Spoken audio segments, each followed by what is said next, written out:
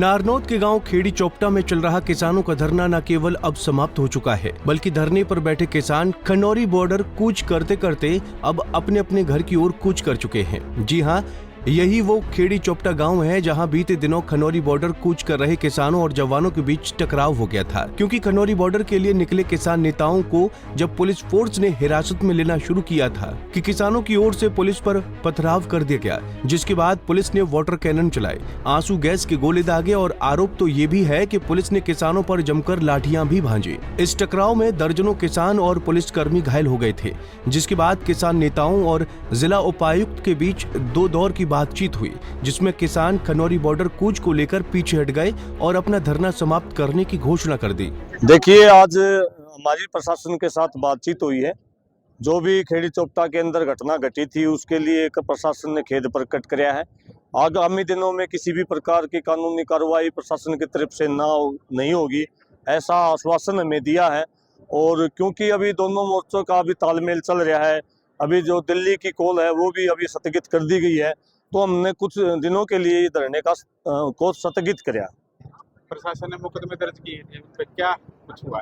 देखिए, अभी हमारी ये बातचीत रही है, हमने बता दिया है कि हमारी कोई किसान की कोई इंटेंशन नहीं थी, कोई किसी भी किस्म की। जो भी घटना घटी है वो प्रशासन की वजह से घटी है, और जो कानून की दृष्टि में इंटेंशन देखे जाओ है, हमारा एक भी किसान दोषी नहीं है।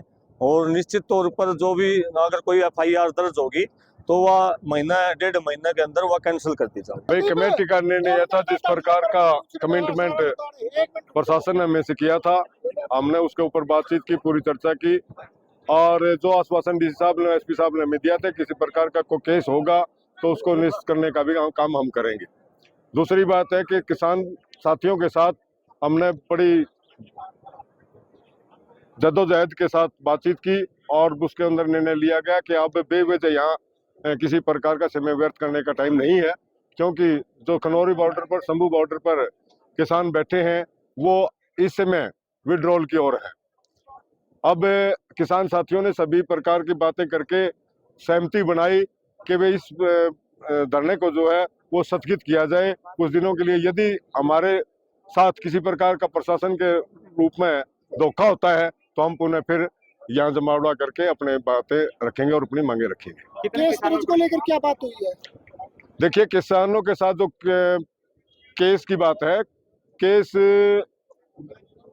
उनकी अधिकारियों की अपनी मजबूरी है। उन्होंने व्यथा व्यक्त की है कि हम केस तो दर्ज होंगे ही, परंतु हम देखते हैं कि उस किस प्रकार से उन्हें सुलझाया जा सकता है, इसलिए हम आपसे निवेदन करते हैं किसी प्रकार का टाइम बाउंड तो ना किया जाए। SP साहब ने एक तो आगे किसानों की क्या रणनीति रहेगी अगर मुकदमे दर्ज होते हैं तो? मैं थोड़ा सा पहले मैं बोल चुका हूं कि किसानों की रणनीति ये है, यदि किसानों के साथ कमिटमेंट के प्रति धोखा किया गया तो किसान यहाँ से भागकर नहीं गया है।